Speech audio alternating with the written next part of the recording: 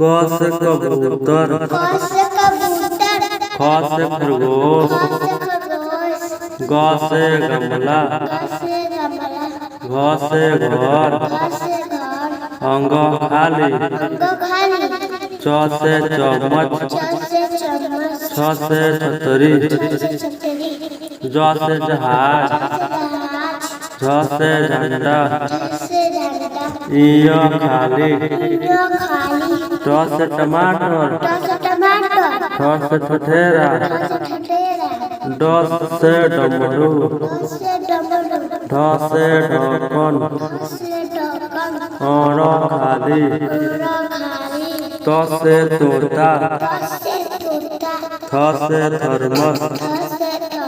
द से दवात, द से धनुष, न से नल, प से पतंग, फ से फल, ब से बतख, भ से भालू, म से मछली, य से यज्ञ, र से रथ, ल से लट्टू, व से वक, स से सलजम,